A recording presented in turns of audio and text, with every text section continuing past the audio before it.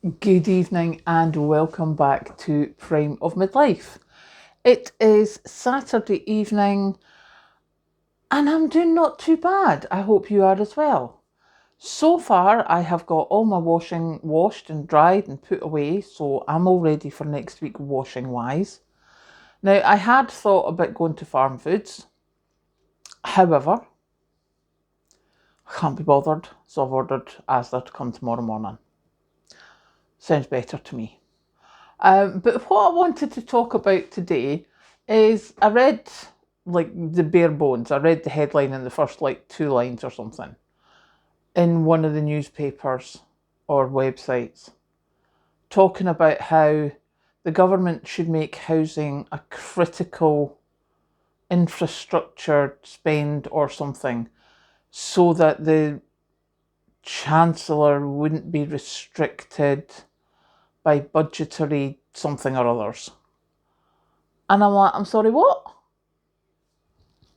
So it seems like things like energy and roads are classed as critical infrastructure, but houses are not.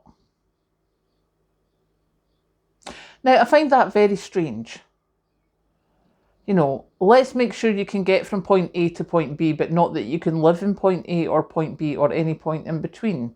You've got nowhere to go when you get to point B because there's no houses. Get all this energy supply. You've got nowhere to live, so you don't have a requirement or you don't have anywhere to put this energy. Well, don't get me wrong, all the big companies in the data centres, which are seemingly burning a lot of electricity, and the government's promoting them, that they need to up the energy grid for that. But I find it very strange that housing is not classed as critical infrastructure. Now, I don't know about you, but when I was young, as in probably anywhere from about 13 upwards, my mother very often told me, I would say drilled into me, that your first expenditure out of your money was the roof over your head. Whether it was your rent, whether it was your mortgage, whether it was whatever, you get the roof over your head paid for, because you can pretty much sort everything else out later, do with less than you would normally, etc. But you can't do anything if you don't have anywhere to live. So the roof over your head has to be the first thing on your list of expenditures. Now, as I say, she drilled that into me from when I was early teens. So that's always been sort of how I've lived. But it's very difficult to do if there isn't anywhere that you can find to have a roof over your head. And if the government is not making housing critical infrastructure, then it's not top of their list. However, there's so many rules against developers and delays, and things just take so long to happen that you're like, well, I'm not quite sure.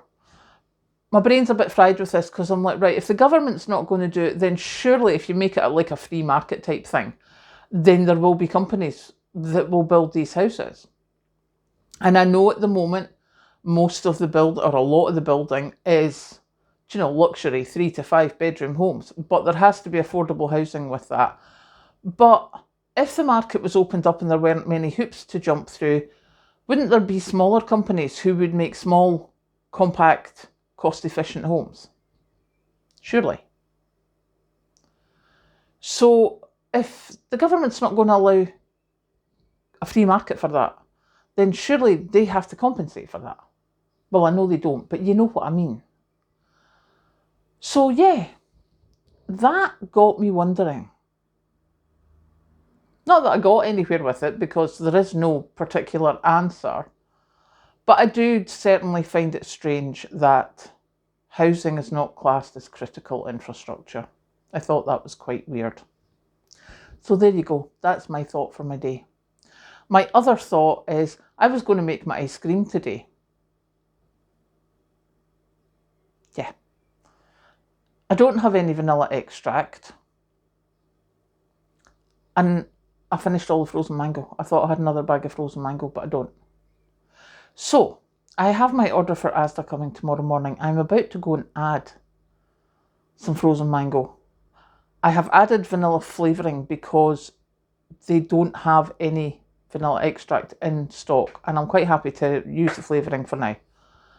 But I have ordered mango. I'm also going to order some more dried apricots because we finished the flapjacks and they were really good. So I'm going to make some more flapjacks. But it was quite weird doing the shopping, how with buying the meat stuff in Tesco on the Wednesdays, where I'm actually shopping for much more veg than I would normally, which is very weird. But yeah, it's been quite a different shop. So we're going to go and add the stuff that we need to add for that, because and that'll be that sorted. Dinner this evening was my bolognese that I had taken out the freezer and the broccoli that was still in the fridge. So I didn't have spaghetti bolognese, I had broccoli bolognese, which actually was quite nice.